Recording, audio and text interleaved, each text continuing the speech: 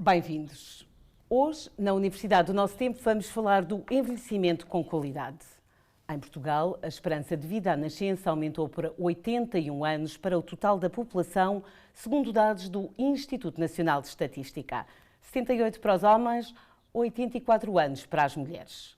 Os enormes avanços na saúde, na medicina e no progresso científico-tecnológico tornaram possível que a expectativa de vida tenha aumentado. Mas é preciso criar novas rotinas, novos hábitos para viver com qualidade. Connosco está a professora Ana Verdelho, especialista em neurologia e coautora do livro Toca a Mexer. O seu cérebro agradece. Doutora, obrigada. Muito obrigada eu e parabéns pela iniciativa deste programa. Acho que provavelmente com programas desses vamos conseguir mudar mentalidades e mudar formas de pensar. Por isso eu agradeço, de facto, um programa como este. Para mudar mentalidades, porque uma das maiores preocupações dos últimos anos é a manutenção do bem-estar, das capacidades cognitivas, da memória, da orientação, atenção, linguagem, e mais alargado num quadro da demência, e podemos falar mesmo da doença de Alzheimer.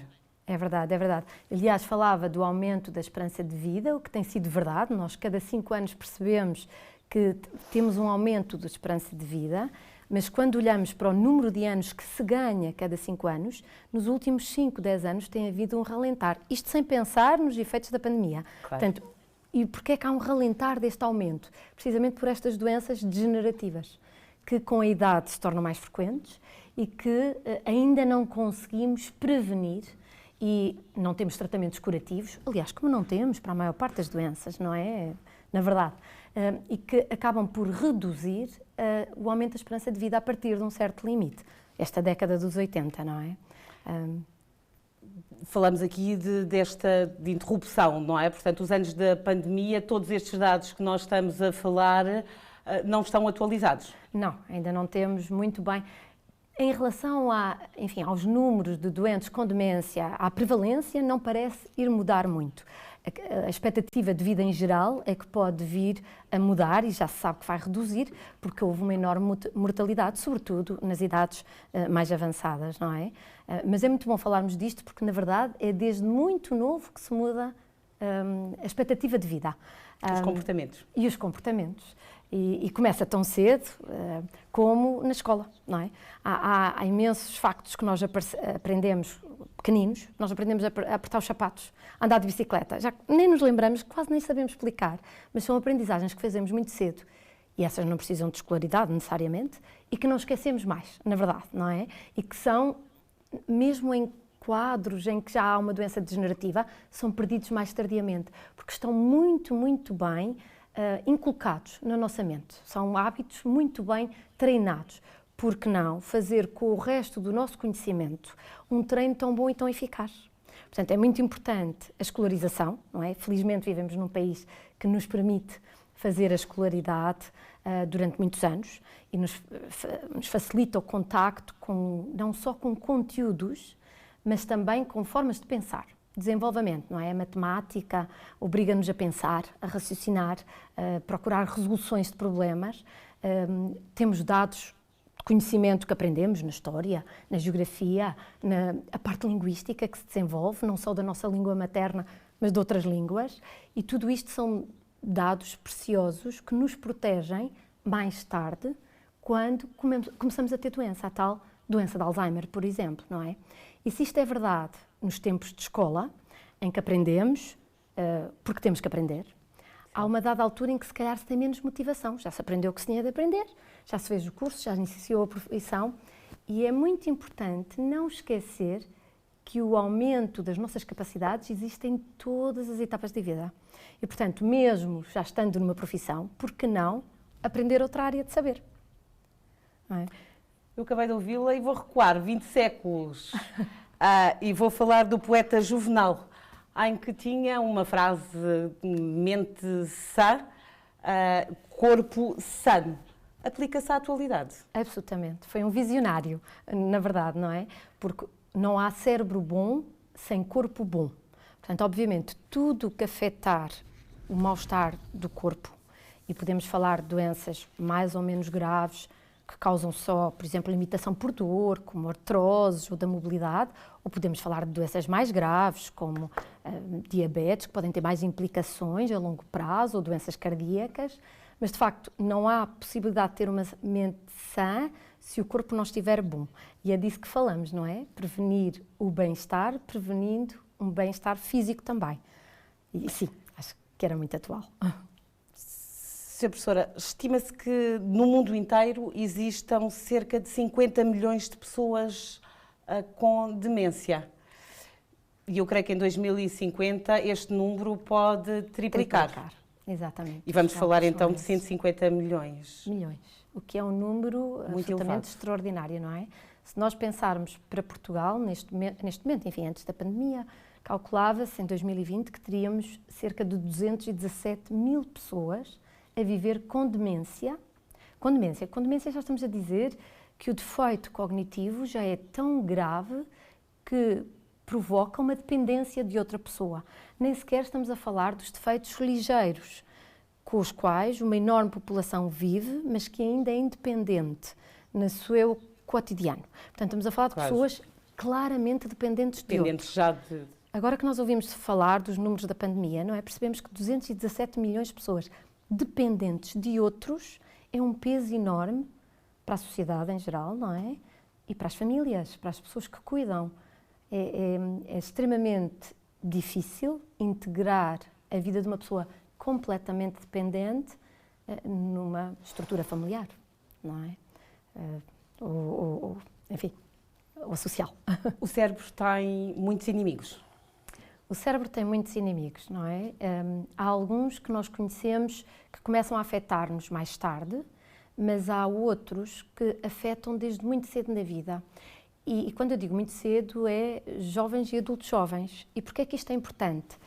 Porque os adultos jovens se preocupam muito pouco com a saúde. E o que os estudos nos mostram é que os adultos jovens não querem saber. Não querem saber se são hipertensos, não querem saber se têm colesterol alto, não querem saber se fazem uma alimentação menos correta. Não estão preocupados, têm a vida toda pela frente. E sabemos que há um conjunto de fatores de risco que, se forem prevenidos na idade média da vida, como o tabagismo, o excesso etanólico, diabetes, o sedentarismo, a obesidade. São muitas doenças. E que não é aos 60 que são importantes. São importantes aos 30 e aos 40. Medir a tensão arterial. Os jovens não costumam. Enfim, eu acho que já começamos a ver uma mudança de mentalidade e já vemos as pessoas mais novas a preocuparem-se, a terem uma dieta mais saudável. A nossa dieta mediterrânica é ótima. É o exemplo do que é boa dieta, não é? Mais peixe, menos carne, mais vegetais, mais frutas. Só tem um pequeno pormenor, que é o sal. O nosso excesso de sal é o nosso maior inimigo. É o outro dos inimigos que leva a uma hipertensão que pode levar a infartos de miocárdio, acidentes vasculares, problemas que não queremos, que depois vão prejudicar o cérebro. Não é? Toca a mexer. No capítulo 3 tem um tema muito sugestivo. O movimento previne e o exercício pode ser o remédio. Quer explicar-nos? Exato. Há que explicar que este livro surge de um projeto de investigação que foi feito completamente em Portugal. Portanto, a ideia da investigação foi portuguesa, foi feito com um conjunto, com um grupo de trabalho que envolveu o Porto, envolveu Lisboa, envolveu várias pessoas de várias universidades. Temos, por exemplo, a Universidade Nova, a minha universidade, a Universidade de Lisboa, temos também do Porto, a Faculdade de Motricidade Humana, e em que procurámos testar a seguinte hipótese. Nós sabemos, olhando para estudos que acompanham as populações na sua vida natural, percebemos que as pessoas que fazem atividade física desenvolvem menos demência. Portanto, evoluem melhor em termos cognitivos. Certo. E também sabemos que as pessoas que fazem atividade física estão melhor fisicamente. Estão melhor em termos motores, em termos de deslocação, em termos cardíacos, em termos de colesterol, em termos do açúcar do sangue. Portanto, sabemos que há aqui um efeito protetor. Agora, o que nós não sabíamos era se as pessoas que têm predisposição para fazer atividade física também já escolhem melhor dieta, fumar menos, ter um hábito de vida mais saudável, conviver mais, ter uma vida social mais rica, ler mais. E por isso surgiu este estudo. O que nós procurámos é saber se a atividade física em si é que modificava a evolução. Portanto, procurámos uma população e depois propusemos a estas pessoas, metade faziam atividade física estruturada, acompanhada, e a outra metade não faziam, só eram acompanhados. E fomos ver como é que evoluíam ao longo do tempo. E percebemos que, à medida que o estudo se aproximava do fim, os participantes nos perguntaram, então, e agora que vai terminar? E foi por isso que surgiu o livro. E isto para chegar a este conceito que o livro propõe é atividade física. É algo que qualquer um de nós pode fazer. Pode pegar nos exercícios e pode tentar os exercícios que aqui estão. Mas, na verdade, exercício físico é diferente. Exercício físico é quase como uma prescrição médica. Tem que ter uma quantidade, uma duração, uma intensidade. Deve ser acompanhado por alguém Atividade especializado. e exercício não são a mesma coisa. Apesar de ser utilizada muitas vezes... Como a mesma coisa, não são. A mesma coisa. Atividade física é tudo o que fizermos. Claro. E a Organização Mundial de Saúde propõe, tem como um limite ter 150 minutos acumulados numa semana de atividade moderada. Portanto, a atividade moderada é aquela que nós caminhamos com ritmo, mas ainda conseguimos conversar. Portanto, é uma atividade que é passível de ser feita e aguentar-se bem. Exercício físico é uma intensidade maior, deve ser supervisionada. O que nós propomos é atividade física. E, na verdade, estes exercícios foram feitos, podiam ser outros, mas foram feitos em pessoas dos 49 aos 87 anos de idade, que puderam fazer, que aguentaram bem, que conseguiram fazê-los durante 6 meses. Portanto, são execuíveis, estão acessíveis a qualquer pessoa. Porque aquele receio, por exemplo, que as pessoas que têm problemas cardíacos não possam fazer atividade física. Quem tem patologia cardíaca grave, há patologias graves, como arritmias graves ou insuficiências cardíacas graves, não deve sequer aventurar-se a fazer atividade física sem conselho do cardiologista. Mas para a restante população geral, que não tem esta patologia grave cardíaca, todos estes exercícios são execuíveis e são passíveis de ser feitos. A única recomendação é sentir desconforto. Quando está a fazê-los, interrompa. Aquele conceito de se dói, faz bem, não. Na atividade física, na prevenção do cérebro, se sente desconforto, pare, repense. Se não está bem, depois então deve perguntar a alguém porque é que não está bem. Mas esta atividade também tem implicações a nível intelectual, não é só a parte física. Exatamente. E o nosso objetivo neste estudo foi perceber se as pessoas que faziam atividade física estavam melhor cognitivamente. Portanto, não só na memória, mas na tomada de decisões, no programar do seu dia. Nós, para programarmos, para estarmos aqui, tivemos que nos organizar, não é? E houve imprevistos, tivemos que nos reorganizar, planear novamente, por forma a conseguirmos o nosso objetivo. Certo. Tudo isto são capacidades cognitivas. Nós chamamos-lhe o funcionamento executivo, que nos organiza. Ou a atenção, por exemplo, ou a velocidade do pensamento, ou a capacidade linguística. E foi isso que nós procurámos. E, de facto, a atividade física parece reduzir a probabilidade de se evoluir para uma demência, sobretudo a demência dita vascular. E, portanto, é um bom indicador. É barato, acessível, é possível ser feita em casa, com roupa prática. E tem neste livro uma série de exercícios muito simples. Exatamente. Que foram feitos, como digo, até idades muito avançadas. Sim, são exercícios que podem ser feitos de forma isolada. Portanto, a pessoa pode pensar, hoje vou fazer um bocadinho de fortalecimento dos membros inferiores, ou quer fazer a caminhada e a seguir um bocadinho de flexibilidade. E pode combiná-los como quiser. Portanto, pode fazer um bocadinho, 2 ou 3, pode fazer a combinação que preferir. E há uma estrutura que é proposta. Há um aspecto que eu acho que é importante, que é, se puder, fazer em companhia. É outro dado que, independentemente do exercício físico, nós sabemos que a solidão, o isolamento social, não são bons para o cérebro.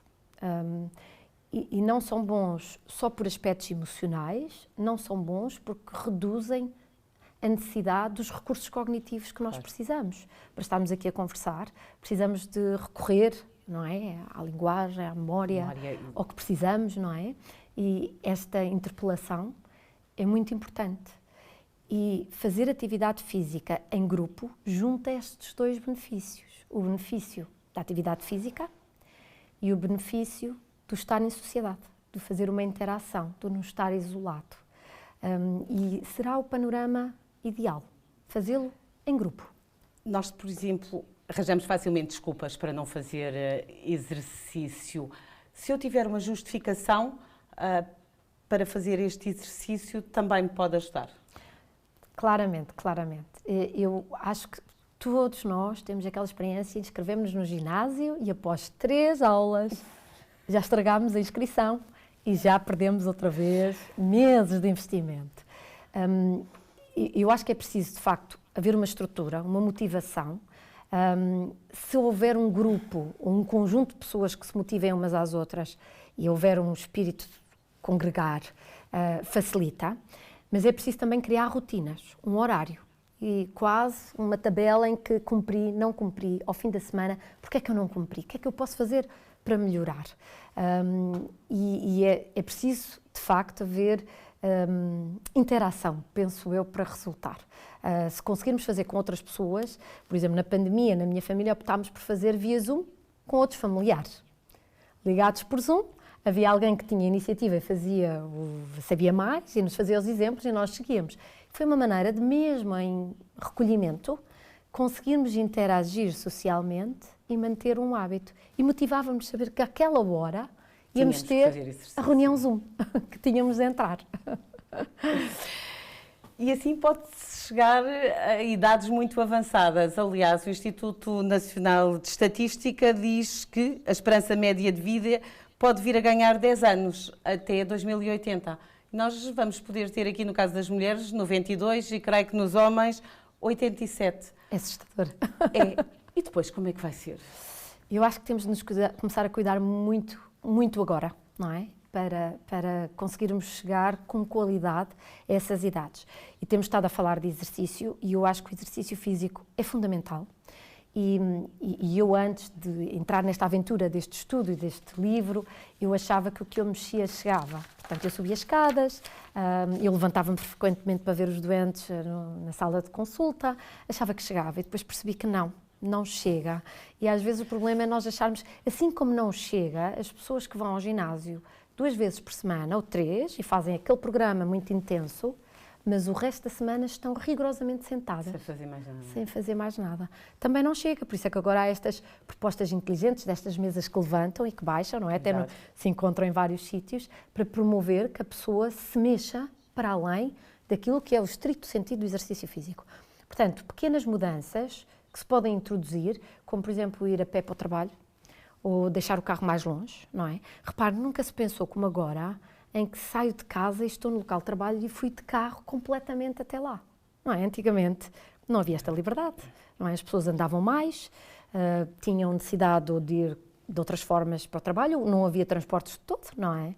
Portanto, são hábitos novos que se instalam de uma forma muito confortável e que, se nós não aprendermos a identificar e a corrigir, não nos levarão aos 90 bem. Podemos chegar a esta idade, mas sem qualidade. Exato. E para além da atividade física, o outro aspecto é a parte cognitiva. Porque, e falávamos há bocadinho, não é? Há pessoas que de facto são muito especializadas numa área, por exemplo, pode ser o meu risco. Eu faço muito o que faço muito profundamente o que faço, mas só faço isto. E um dia, quando eu me aposentar, de repente cria-se um vazio enorme, porque não explorei outras áreas. Portanto, é muito importante que ao longo da vida adulta as pessoas façam o que façam bem, não é? Mas também explorem outros interesses e outras formas de saber. E há iniciativas muito interessantes, não é? Que podem ser tomadas. O voluntariado tem sido... tem ajudado muito. Sem dúvida. E que permite a tal interação. Interação, não é? Exatamente. Mas, por exemplo, atividades quase lúdicas como o canto, grupos corais, grupos de teatro, amadores, não é? Há muito que obriga a decorar peças, a decorar partes de música, ou aprender um instrumento musical, ou aprender uma área diferente. Por exemplo, no meu caso poderia ser história, renovar a história. E isso permite, quando chegar ao momento da reforma, ter um campo e um leque de interesses que o facto de deixar de trabalhar não me vai encerrar a minha vida cognitiva. Pelo contrário, posso explorar aquilo que iniciei timidamente na vida adulta. Não é? E pode dar uma nova luz, um projeto, um sentido de vida para chegar aos 90. Diferente, os 90 com a qualidade que nós falávamos, não é? Criar aqui rotinas enquanto ainda se é mais jovem. Há pouco a doutora falava, cresceu nesta altura também da pandemia, porque as pessoas foram obrigadas a algumas atividades e dava-me o exemplo de o ler. Não é? Ler para outras, os grupos de leitura. Tenho aprendido imenso, que os doentes são uma fonte inesgotável de aprendizagem para mim. É sempre um prazer, porque, na verdade, aprendi que há pessoas que pertencem a várias atividades. Os grupos de leitura até têm várias formas. Por exemplo, alguns discutem o mesmo livro ou distribuem livros diferentes e depois apresentam os livros uns aos outros para vale a pena, não vale a pena, tem este aspecto, ou é histórico, não é histórico. Tenho doentes que entraram em aulas de escrita criativa, que eu acho extraordinário e, de facto, e começaram uma atividade destas aos 70 ou aos 80, eu acho, de facto, notável. E vi textos lindíssimos escritos. E há muitas iniciativas destas, ou aprender um instrumento musical, que nunca se pôde aprender e que sempre se teve vontade. E, portanto, há muitas atividades que não têm que estar limitadas pelo facto de estarmos separados pela pandemia, não é? Podem ser feitas via estes meios de comunicação que se criaram e que sim, eu acho é que as pessoas não pensam, se calhar também não temos oferta suficiente ainda no país, não é? Se calhar não temos este culto. É difícil aos 50 eu pensar que aos 80, aos 85 ou 90 poderei ter alguma, ou poderei já ter muitas incapacidades e que poderia evitar. Exatamente. Esse é que é o ponto, não é? É pensar, se eu apostar agora, isto é quase como abrir uma conta, não é? Eu agora vou poupar para a minha reforma, eu agora vou investir para a minha reforma para fazer o que quero. E eu acho que sim, que isso deve estar sempre presente, porque aquele conceito de ser muito especializado, mas não explorar outras áreas, infelizmente está muito enraizado entre nós, não é? E penso que é limitador, é muito limitador, não é? Esta sobre-especialização de alguns temas. Enfim, a mim assusta-me como é que chegarei aos 90, porque há imensos fatores que nós não conseguimos controlar ou prever. Há doenças inesperadas que nos atingem, não é? Como agora, a pandemia aconteceu, que nos mudou radicalmente, mas depois também temos uma maneira de nos reinventar extraordinária, não é? Como é que era possível imaginarmos que em 2 anos se iam criar tantas formas alternativas de comunicação? Eu acho que é um desafio interessante, apesar de tudo. É um desafio pensar na velhice de uma forma saudável. E felizmente já temos muitos exemplos desta forma saudável e, sobretudo, exemplos felizes, não é? Porque este conceito de ficar encerrado a partir de não ser permitido ser-se feliz, porque já não se produz, não é verdade, não é? Produziu-se durante um tempo para se poder ser feliz e se ter a liberdade de viver, não é? Havia muito aquele conceito de depois ficar só à espera da sua família e não abrir outros horizontes. Acho que é importante esta mudança. Já não sei o que é que vai acontecer aos nossos pequenos que cresceram neste mundo digital e que têm a inversão daquilo que nós conhecemos, não é? Nós começámos na rua e entramos em casa. Exato. E eles agora começam em casa e têm algum receio de explorar a rua, até porque lhes caiu em pandemia em cima e uma guerra a seguir. E eu também não sei o que é que isto vai trazer. Pode haver aqui um retrocesso. Pode haver, porque apesar de ser tentador pensar que as novas tecnologias, nós antigamente tínhamos as enciclopédias, não é? Claro. Eles respondem. Ir à procura. Eu hoje vim para aqui com o Waze, quer dizer, não tive que pensar no trajeto. É facilitador, mas não será também um pouco redutor, não é? Se ficarmos só reduzidos a uma resposta do Google, em vez de irmos investigar profundamente um tema, não é? Pode ser muito redutor, porque agora qualquer pergunta, perguntamos e está respondida. Apesar, é verdade, todas estas ajudas que nós temos não podem ser perversas. Podem ser perversas, era esta a Podem- questão. É, Ah.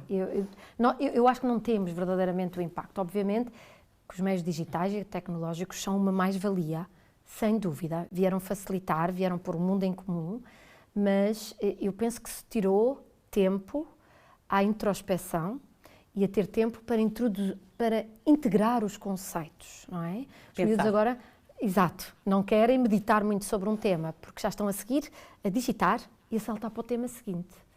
E eu não sei muito bem o que é que este tipo de pensamento vai trazer quando forem pessoas de 90 ou 80 anos. Aí, de facto, não sei o que é que vai acontecer. Enfim, já nós estaremos cá para ver. Mas eu penso que é importante também preservar os momentos de net off, não haver verdade. meios digitais ligados e que permitam ler um bom livro sem ter que estar com múltiplos estímulos à volta. Sra. Professora, quase a terminarmos. E para os mais novos? Podem praticar, porque, aliás, dizia que foi feito com uma população que, com Foi o dos intervalo dos 49 49 aos 80. Para os mais novos, podem utilizar o livro e estes exercícios num intervalo. Primeiro podem utilizar para os seus mais velhos, para os seus avós, para os seus pais, para motivar, porque tem aqui umas dicas de como motivar, como ajudar, como ter estratégias para ajudar as pessoas, não só a fazer atividade física, como a ter uma melhor vida de forma geral. E depois podem fazer em segurança esta atividade, porque os mais novos têm esta tendência de fazer atividade muito intensa, às vezes de forma irrefletida e não estando preparados. Portanto, de repente vão fazer uma caminhada de 30 km quando estiveram um mês sentados no sofá. O que é um risco enorme. Consequências. Exato. E estes exercícios aqui, que são atividade, não têm esse risco, têm essa segurança de poder ser feitos tranquilamente. Os mais novos, os menos novos, não lhes chamemos...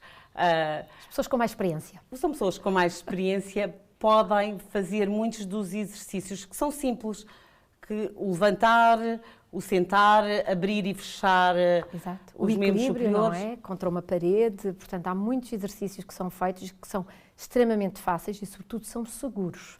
São seguros, podem ser feitos com muita calma. A recomendação é sempre a mesma. Se houver algum desconforto, a pessoa deve parar, não deve insistir. Com saúde, o que dói não é bom. O que dói é um alarme para se parar e se voltar a perceber porque é que dói. Obrigada, professora Ana. Seja qual for o estado de saúde, se não existirem restrições, toca a mexer. É assim? Exatamente, o cérebro vai agradecer. Muito obrigada. A falta de tempo é uma das barreiras mais apontada para justificar a falta ou mesmo a pouca prática de exercício físico. Comece devagarinho, com 10 minutos todos os dias. A longo prazo, será mais fácil atingir as recomendações da Organização Mundial de Saúde, 150 minutos por semana. Evite a monotonia. Nós voltamos dentro de 15 dias. Até lá.